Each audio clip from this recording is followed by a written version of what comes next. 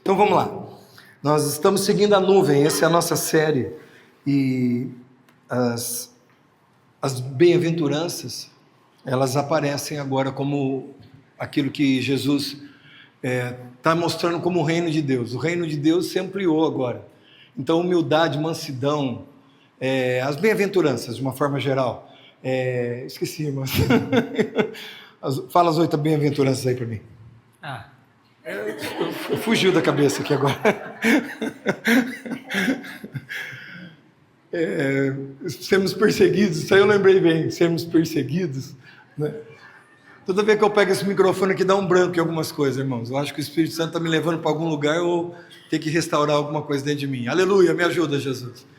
Cara, essa semana eu fiquei muito interessado em usar aquela clerical lá. Nada de catolicismo, entenda, tá bom? Isso é uma tradição cristã. É aquela gola clerical que eles falam, né? Daí os meninos ensinando para mim que aquilo lá está querendo dizer assim: você não tem capacidade, cara. A palavra é muito maior do que você pode falar e fazer. Tem que haver um temor profundo na palavra por aquilo. E aquele clerical pega aqui na gola, no gogó aqui e fala assim: entendeu? Entendi. Vamos lá, Espírito Santo, aleluia. Me ajuda a ministrar a tua palavra. Estamos seguindo a nuvem de Jesus agora, nos ensinou isso. Que as bem-aventuranças, elas devem fazer parte. Essa é o reino, é a estrutura do reino. E semana retrasada, acho que foi isso aí, nós entendemos que agora Jesus nos pede para praticar esse reino e viver. Então nós somos sal da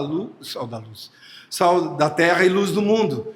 E agora o evangelho tem que ser levado, a palavra tem que ser levada, essas verdades têm que estar em nós. Elas foram, na verdade, implantadas em nós, e é por isso que nós somos. E o Elton terminou uma parte da palavra falando: Jesus veio para nos mostrar agora que está tudo feito.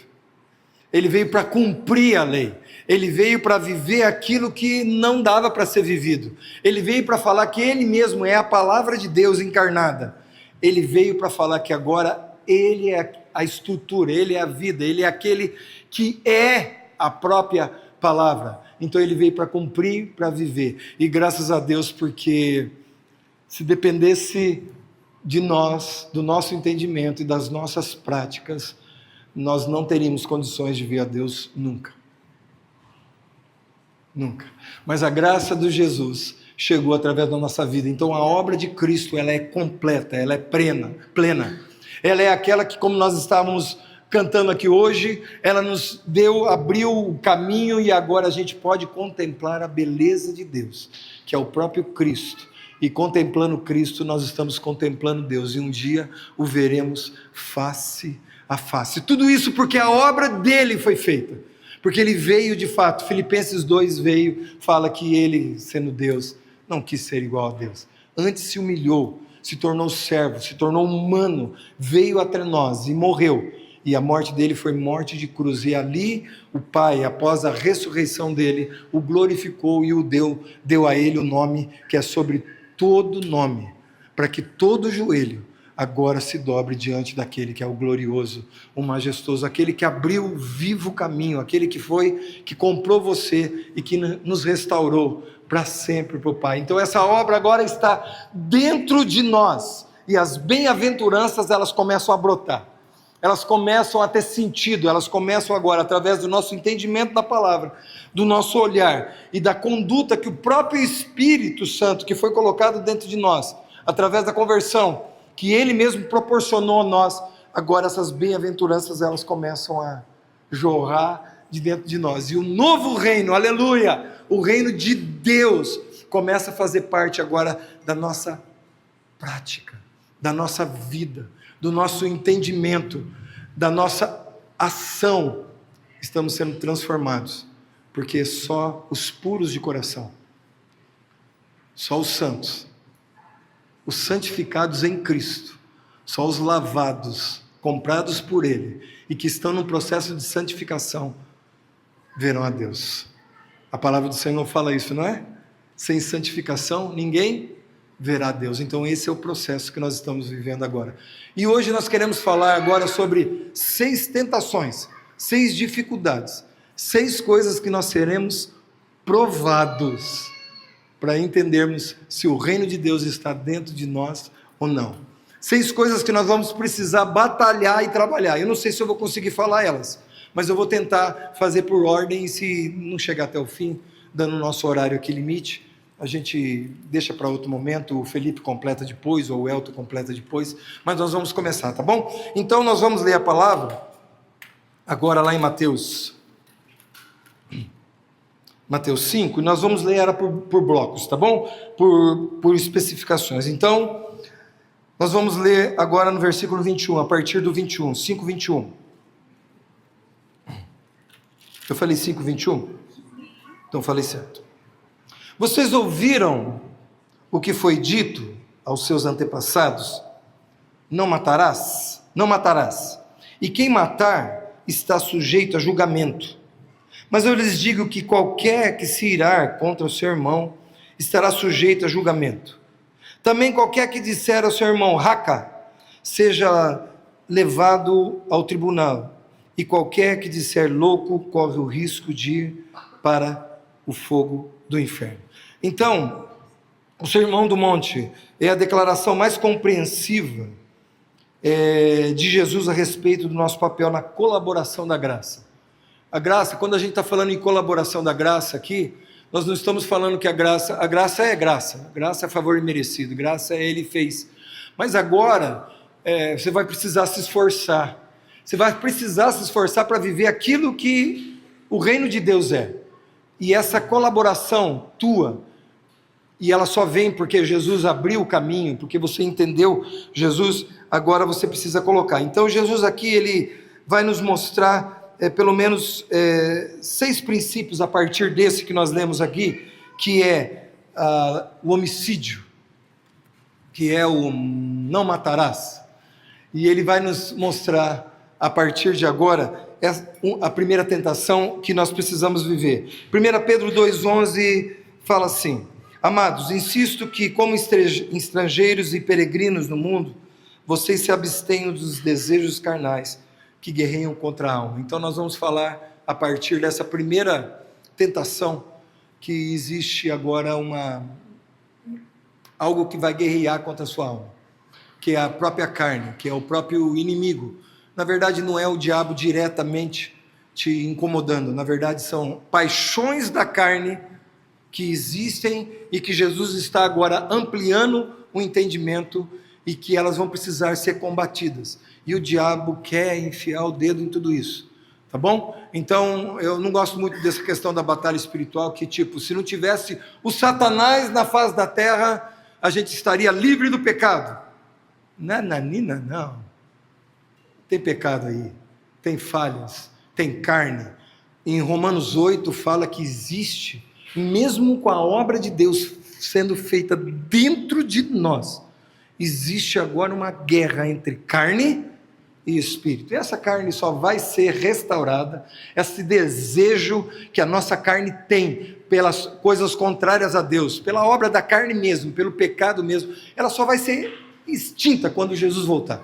De fato seremos arrebatados. Então a morte será completamente vencida e seremos transformados. Aquilo que é incapaz se tornará totalmente capaz, transformado mesmo. Aquilo que era corruptível, como fala em Coríntios, agora vai se transformar em incorruptibilidade. Isso aqui é que a carne vai se tornar agora em um corpo glorificado. Então não teremos mais problemas com o pecado. O primeiro pecado que ele levanta aqui, que ele fala que você vai ter que combater, é o homicídio. É a ira não contida. Homicídio, a ira não contida. Eu vou estar falando com vocês e lendo, tá bom? Hoje nós vamos precisar ler bastante coisas aqui, porque é um assunto bem amplo. Eu comecei a meditar na palavra aqui, e mesmo que a palavra seja clara, simples quando a gente enxerga, e ele está falando aqui do mandamento. E o mandamento esse é: não matarás, ok? Todo mundo entende isso, que a gente não pode matar pessoas, ok?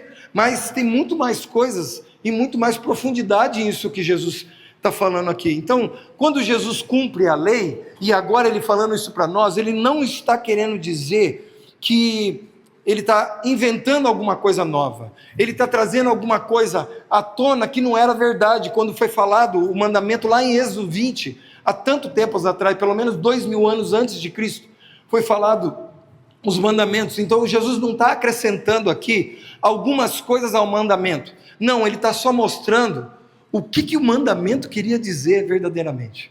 Jesus é aquele que veio para... Jesus é o fim da lei é Cristo, a finalidade da lei é Cristo, a revelação maior é Cristo. Então agora o próprio Cristo encarnado aqui ensinando está falando, essa é a lei. E ele começa falando de uma coisa que nós vamos ter que resistir. E ele fala, como nós já lemos aqui, não matarás, e quem matar estará sujeito à condenação. Algumas considerações para nós começarmos aqui. Jesus não estava aumentando o padrão da lei moral do Antigo Testamento, mas sim explicando a intenção original do coração do seu Pai. Jesus cumpriu toda a lei que era impossível de ser vivida pelos homens. Jesus está relembrando a todos que quem matar estará sujeito a julgamento, ok? Quem matar intencionalmente, na questão dolosa, é uma coisa, a culposa é outra coisa, ok? Vocês me entendem o que eu quero dizer, Não é alguém que matou alguém que eu atropelei alguém no semáforo, misericórdia, Mas atropelei alguém, essa pessoa morreu. Não é bem esse matar que Jesus está falando, ele está falando aqui de uma questão mais dolosa. Mas qualquer tipo de morte que for produzida por nós, com uma pessoa, estamos sujeitos a julgamento. Jesus está ensinando que o desejo de matar, homicídio, no caso esse doloso, pode crescer em níveis, não é o doloso aqui, perdão, homicídios, pode crescer em níveis e estágios diferentes. Pode crescer e ter estágios diferentes. A ira não tratada dentro de nós, ela cresce. Porque a questão maior que Jesus está tratando aqui, mesmo falando do homicídio, de matar, ele está falando algo que pode produzir, que produz, ele está falando da origem dos homicídios. E a origem do homicídio é a ira. A ira não tratada é como um câncer que cresce. O homicídio doloso é o resultado da ira não contida, da ira não tratada dentro de nós. Emoções raivosas são indícios de estágios iniciais de homicídio. Elas produzem e identificam a amargura em palavras e ações contra pessoas. Em João 8,44, Jesus fala, vocês pertencem ao pai de vocês, o diabo, e querem realizar o desejo dele. Ele foi homicida. O diabo foi homicida desde o princípio e não se apegou à verdade, pois não há verdade nele.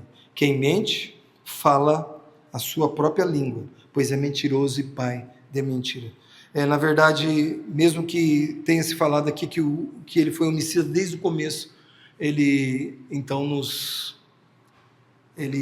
lança dardos inflamados contra a nossa vida, para aquilo que existe dentro de nós. Existe homicídio, existe morte, existe ira. Mesmo que ira seja que tem um aspecto, A ira tem um aspecto de qualidade. Deus é um Deus que se ira, certo? Então, nós podemos falar que ira é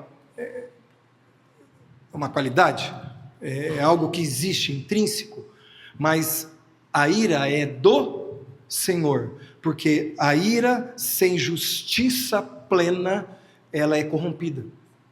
Ok? Então nós vamos ter que aprender a tratar a ira, para que ela não se torne homicídio. É o princípio do homicídio, tá bom? Existem 4 estágios, pelo menos aqui, olhando a leitura da palavra do que nós vemos, pelo menos 4 estágios dessa ira. Primeiro, irar-se contra o seu irmão poderá te levar ao julgamento. Vamos ao texto aqui rapidamente, olha. Então Jesus estava falando, vocês estão falando que foi dito, a vocês, para os seus antepassados, ele está falando a lei de Moisés, lá atrás, não matarás, e quem matar estará sujeito a julgamento, mas ele está falando, então, mas eu digo para vocês, que qualquer que se irar, olha Jesus falando do princípio, da origem, de algo mais profundo, mas que sempre foi verdade, eu lhes digo que qualquer que se irar contra seu irmão, estará sujeito a julgamento. Rapaz, Se não fosse a graça de Jesus, o que a gente ia fazer? Hein? Efésios 4:26 fala, quando vocês ficarem irados, significa que nós vamos ficar. Significa isso. Não pequem. Apazigue a ira antes que o sol se ponha e não deem lugar à ira. Ao diabo, né? Ao diabo. A ira, ela vai existir, irmãos, porque justiça própria, ela existe na nossa vida, né?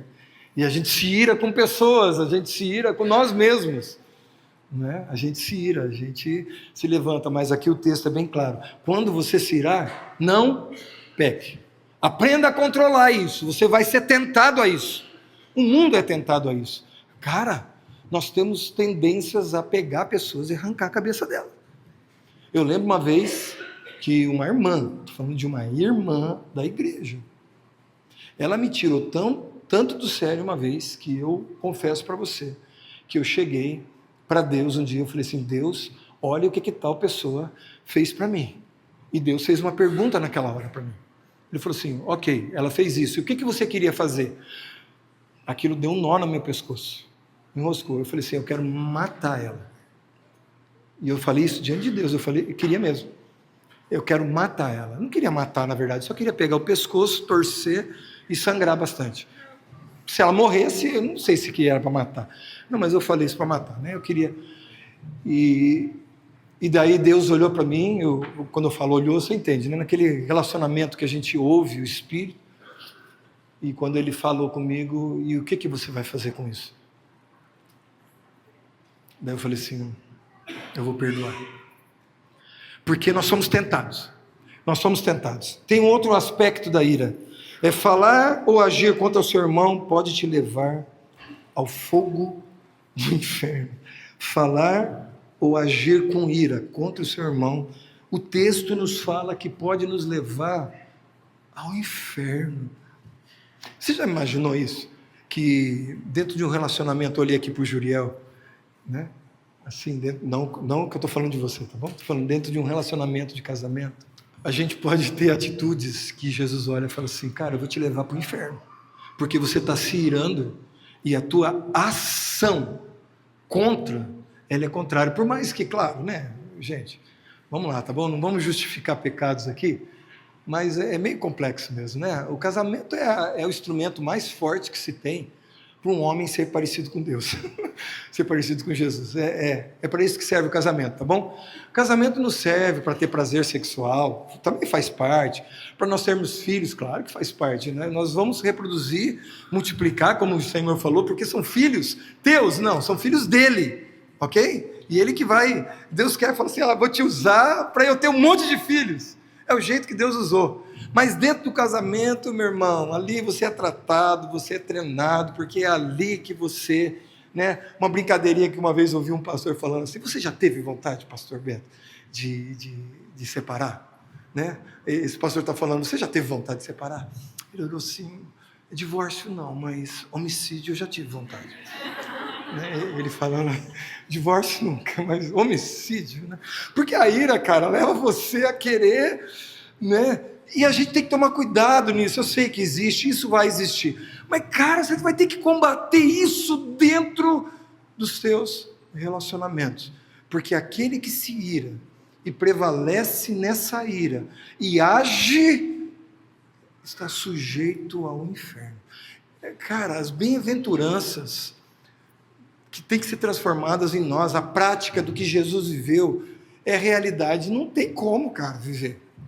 Não tem como a gente praticar, a não ser pelo Espírito. Agora tem como, por quê? Porque o Espírito Santo em nós está trabalhando e está nos levando a, cara, apazigua a tua ira.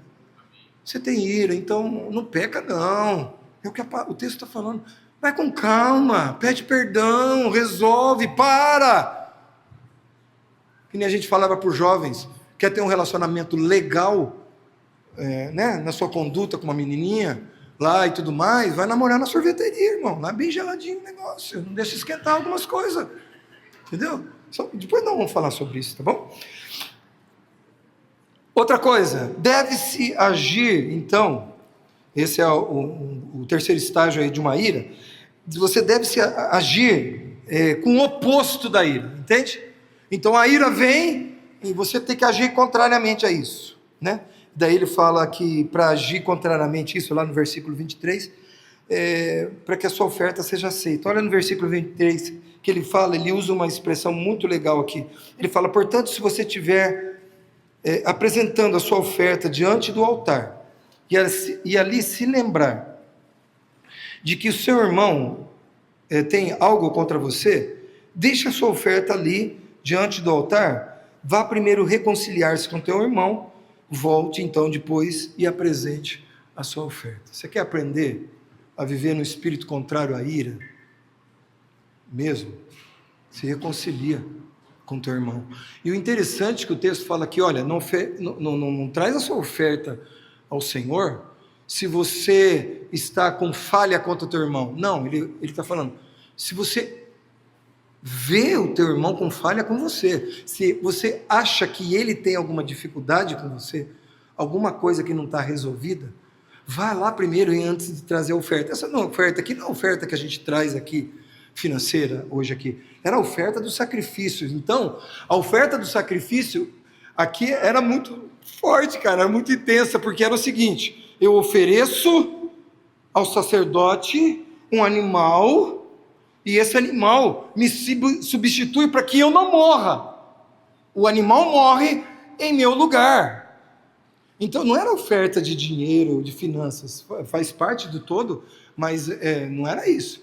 Era o seguinte, preste bem atenção, se você achar, se você vê que o teu irmão tem alguma coisa contra você, não tem sentido alguma coisa substituir você, porque quem tem que morrer é você.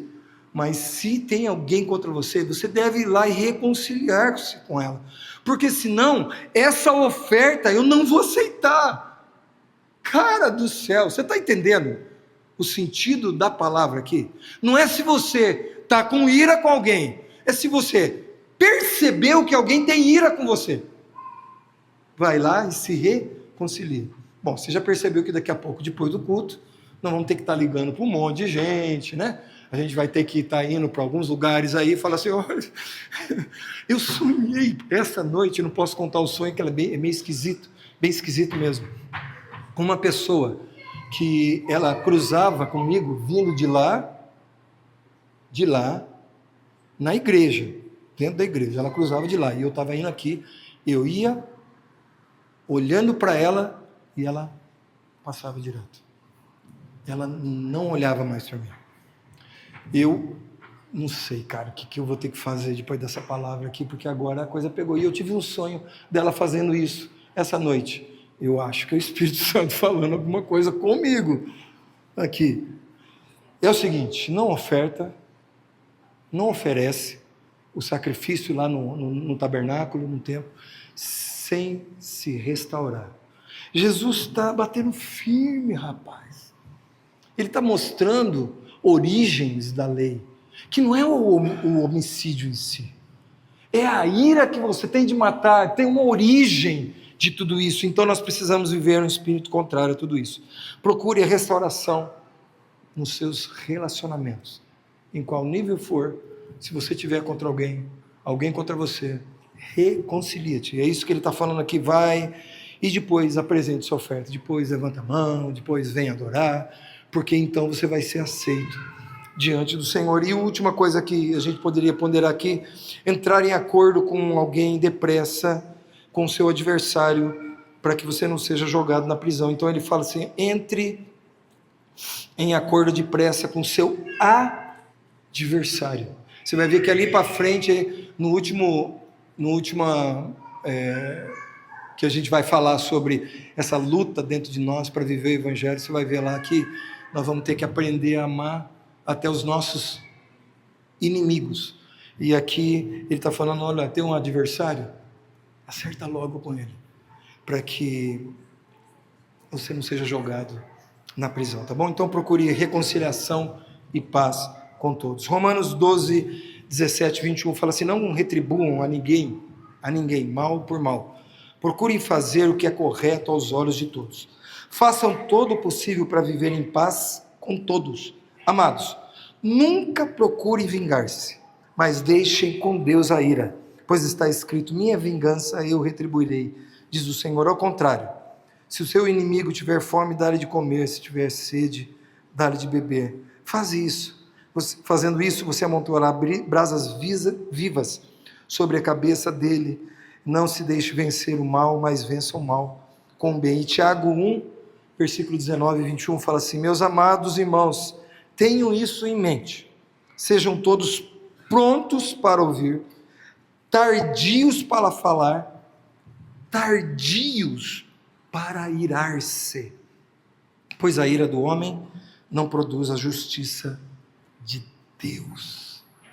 A ira do homem não produz justiça de Deus. Olha, pessoas fazem coisas erradas contra nós, nós também fazemos coisas erradas contra as pessoas. Não deixe essa ira se prolongar mais do que isso. Resolva os seus relacionamentos. Não chegue ao ponto. Os homicídios, eles acontecem, são iras não contidas e que vão chegar a matar pessoas.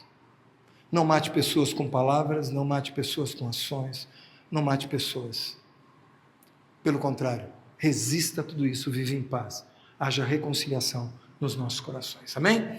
Primeira tentação vencida aqui, tá bom? Segunda tentação que o Senhor nos fala aqui, que Jesus está nos ensinando, é sobre adultério e imoralidades sexuais, é que a gente vai falar.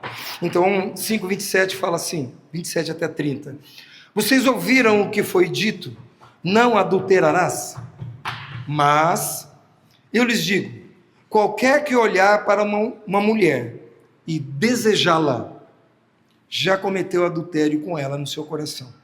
Se o seu olho direito fizer pecar, arranque-o, lance-o fora. É melhor perder uma parte do seu corpo do que ser todo ele lançado no inferno. E se a sua mão direita fizer pecar, corte-a, lance-a fora. É melhor perder uma parte do seu corpo do que todo ele ir para o inferno. É o 7º mandamento do Decálogo, Êxodo 20:14. Não adulterarás. Os fariseus, eles ensinavam esses textos aqui, que cometer adultério envolvia apenas o ato físico. Mas Jesus está nos ensinando aqui. Então, a primeira coisa que ele já está nos ensinando: adultério é pecado. É a lei do Senhor. Mas ele vai um pouco mais fundo. E ele está falando agora que, vocês ouviram o que foi dito? Não adulterarás, ou seja, o que os discípulos aqui, ou aqueles que estavam ouvindo o Sermão do Monte, estavam ouvindo. Você ouviu o que foi dito? Que você fisicamente não pode adulterar. Você não pode deixar a tua esposa ser infiel no teu leito conjugal. Mas eu lhes digo, esse mais eu lhes digo vai lá dentro. E ele fala então que Jesus amplia o seu ensino aqui, dizendo que quem olhar para uma mulher e desejá-la sexualmente, cobiçá-la, já cometeu adultério em seu coração. Num tempo atrás, quando eu era adolescente, se eu tivesse conhecido Jesus lá com meus 15 anos e fosse pregar, eu ia falar essa palavra só para os homens. Eu ia falar: homens, como que nós vamos viver essa palavra agora? Porque os nossos olhos, né? Porque só de olhar e cobiçar, isso já é adultério. E por que eu falei dos 15 anos? É que porque hoje, depois de viver até os meus 59 anos, hoje eu também falo para as meninas. Porque naquela época a gente tinha aquela noção que o homem pecava pelos olhos, né? As mulheres não. Nunca foi uma verdade isso. Mas hoje a gente tem convicção de que todos nós temos olhos e temos intenções que vêm de dentro de nós. E que os olhos revelam verdadeiras intenções. Só de você olhar para mim agora e olhar esse gesto que eu estou fazendo aqui, alguma coisa despertou em você, do seu interesse nos olhos. E alguma coisa você pensou. É azul, é isso, é aquilo. Outros pensaram assim: que bobagem, o que ele está falando ali, fazendo? Né? Alguma coisa despertou porque os teus olhos trouxeram uma verdade que está lá dentro. E aqui Jesus está nos ensinando que a imoralidade sexual, ela precisa ser contida, ela precisa ser anulada. Olha, eu vou ler algumas considerações aqui.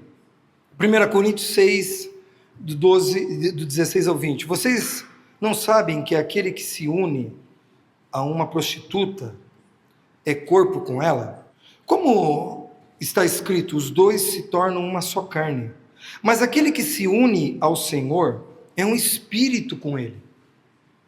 Fujam da imoralidade sexual. Todos os outros pecados que alguém comete, fora do corpo os comete. Mas quem peca sexualmente, peca contra o seu próprio corpo. Acaso não sabe que o corpo de vocês é santuário do Espírito Santo que nele habita? Que lhes é dado por Deus e que vocês não são de vocês mesmos? Vocês não foram comprados.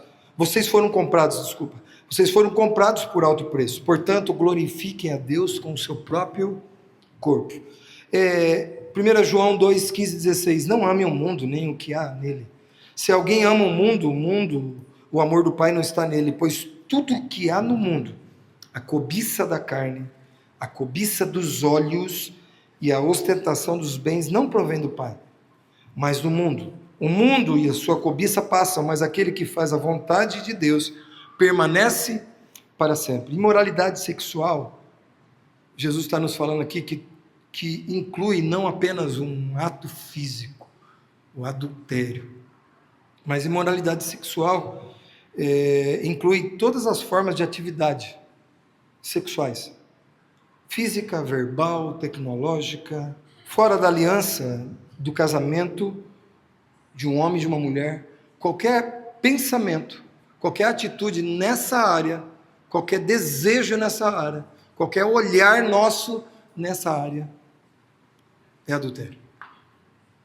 Nós precisamos obedecer a palavra de Deus para ficar mais perto dele. Salmo 119, do 9 a 11, fala assim: como pode o jovem manter pura a sua conduta? E quando ele está falando pura a sua conduta, ele está querendo dizer exatamente nisso: puro sexualmente. Vivendo, não só isso, mas implicitamente isso. Vivendo de acordo com a tua palavra. Eu te busco de todo o coração. Não permitas que me desvie dos teus mandamentos. Guardarei no coração a tua palavra para não pecar contra ti. E agora, o que a gente faz com os nossos olhos? O que a gente faz com essas intenções? 2 princípios aqui que eles despertam nosso entendimento. Imoralidade sexual não começa em uma ação externa. Começa em um olhar de cobiça. Salmo 101, 1 e 2 fala assim: atentarei sabiamente ao caminho da perfeição. Quando virás ter comigo? Portas adentro em minha casa terei coração sincero. Não porei coisas injustas diante dos meus olhos. Não colocarei coisas injustas diante dos meus olhos. Isso significa que a mulher do próximo são coisas injustas. Isso significa que o corpo das meninas, para os homens, são injustiças. Isso significa que um olhar de desejo é injustiça. Como que nós vamos fazer, gente? Jó 31:1 fala assim: fiz acordo com os meus olhos de não olhar com cobiça para as moças. Que coisa, né? O texto sempre vai falar de homens olhando, né? De homens adulterando, de homens que devem fazer isso. Mas todos nós, é o gênero humano. A outra coisa, devemos ser radicais com o que está nos despertando esses desejos imorais. Nós precisamos ser radicais. Não adulterará é a lei. Não ter desejos, cobiça nos olhos, é o que Jesus está aprofundando. E ele fala agora que nós temos que ser bem radicais, despertando para não despertar esses desejos imorais. Em 1 Coríntios 6, 9 a 10 fala: vocês não sabem que os perversos não herdarão o reino de Deus? Não se deve enganar nem imorais, nem idólatras, nem adúlteros, nem homossexuais passivos ou ativos, nem ladrões, nem avarentos, nem alcoólatras, nem caluniadores, nem trapaceiros herdarão o reino de Deus. Efésios 5:5, porque vocês podem estar certos disso: nenhum imoral ou impuro ou ganancioso, que é idólatra, tem herança no reino de Cristo. Nós temos que ter cuidado com os olhos, porque os olhos, na verdade, eles mostram aquilo que a carne deseja. Tem um texto, não sei se está aqui, isso, é esse próximo texto já. Mateus 6, 22 fala assim: os olhos são a candeia do corpo. O contexto desse texto, ele é um pouco diferente, mas esse eu posso pegar, nesse caso, eu posso pegar isso aqui, porque ele está dando uma definição dos olhos. Lá ele está falando sobre dinheiro, mas a gente pode usar esse texto específico para agora. Os olhos, os nossos olhos, são candeias, são luzes, são velador do corpo, são a candeia do corpo. Se os seus olhos forem bons, todo o seu corpo será cheio de luz. Mas se os seus olhos forem maus, todo o seu corpo será cheio de trevas. Portanto, se a luz que está dentro de vocês são trevas, que tremendas trevas serão. Rapaz, os nossos olhos denunciam a nossa carne. E agora? Como não ter desejo? Porque questões sexuais são intrínsecas, eles fazem parte do nosso corpo. Mas não desejos por todas as mulheres, ou por todos os homens. Desejo pela minha esposa. Mas a verdade é que os nossos olhos denunciam muitos desejos. E aqui a gente está falando de desejos sexuais. E um deles é cobiça. E essa cobiça precisa ser combatida. E como que você combate a cobiça dos olhos? Eu não vou entrar nesse texto agora exatamente, ou dessa forma exatamente. É que os olhos são aqueles que você, quando você olha, você vai ter que tomar uma decisão. A verdade é que não venha desejos, pensamentos ou coisas. Eu estou falando muito claro com vocês em questão sexual aqui. Quando você olha alguém, por exemplo, alguém que está na academia, e que você está malhando lá, e que a coisa é bem contornada, digamos assim, tem contornos. Quando você olha, você tem um olhar para aquilo. Eu não sei qual que é o teu, eu sei quais são os meus olhares para aquilo. Eu estou sendo bem vulnerável com vocês, eu não vou falar o que eu penso. Mas o que eu quero dizer, quando você coloca o olho em uma pessoa bonita, e aquilo lá tem uma conotação sexual, o que você faz naquela hora? Sabe por quê? Esses desejos, eles pulam, eles saltam, eles vêm, são incontroláveis. A ação é controlável após isso. Os desejos são incontroláveis. Existem níveis. Tudo depende de quanto que você está na palavra, para que os seus níveis, vou brincar um pouquinho, para que os seus níveis de testosterona sejam mais baixos, você precisa de mais palavra de Deus dentro de você. Mas, queridos, ninguém está isento de tentações pelo olhar. A questão aqui é, o que você faz com o teu olhar? Qual é o segundo passo? Você olhou e a cena veio. E agora? Agora você vai para as bem-aventuranças. Agora você resiste. Agora você vai contra aquilo. Eu vou ser vulnerável com vocês. Eu faço uma coisa. Eu não quero isso para a minha vida, Jesus. Eu não quero. Eu quero aquilo ali para a minha vida. Minha esposa. Aquilo não, né? Com todo respeito. Só uma forma de expressão. Eu quero o amor dedicado a ela. A verdade dedicada a ela, os desejos sexuais voltados para ela. Então, qualquer coisa que fira o meu olhar, eu faço isso. Isso é a minha prática. Eu não sei como que nós vamos fazer isso. Quer dizer, na verdade eu sei, né? Pelo Espírito. Você lembra Gálatas 5? Fala assim, aqueles que Aqueles que andam no Espírito não cumprem a concupiscência da carne. É só pelo Espírito, irmãos. É só vivendo no Espírito. E o viver no Espírito não quer dizer que o passarinho não pouse na tua cabeça. Significa que você não vai deixar ele fazer ninho. E aqui Jesus está falando algo muito sério. O grande perigo da cobiça é que ela cresce dentro do coração. E ela pode chegar num nível tão alto que você adultera. Que você vive em adultério, mesmo sem não ter relacionamentos. E Jesus estava falando exatamente isso. E ele está falando aqui, meu Deus, vou ter que cortar tudo isso aqui. Vou fechar só esse assunto aqui. Ele está falando o seguinte, aqui. Se o teu olho direito te faz pecar, o que você deve fazer? Arrancar. Arrancar, joga ele fora, porque é melhor você entrar caolho no céu do que não entrar. Se a tua mão direita, que tem o mesmo sentido na prática, se a tua mão direita te fizer pecar, o que você faz com ela? Arranca, porque é melhor arrancar do que não entrar no reino. Ok? Jesus estava falando para você arrancar o olho? Estava. Só que ele não estava falando que ele queria que você arrancasse o olho, mas ele estava falando, é isso que eu estou falando, tem que arrancar o olho, tem que arrancar a mão, é isso que ele estava falando, mas é que ele estava ensinando outra coisa, mas era isso que ele estava falando, entendeu? Você está certo no teu pensamento, mas era isso que ele estava falando. Então significa o seguinte, qualquer coisa que for colocada diante dos teus olhos e que te fizer pecar, o que você deve fazer agora? Arrancar. Se você precisar andar na igreja, assim.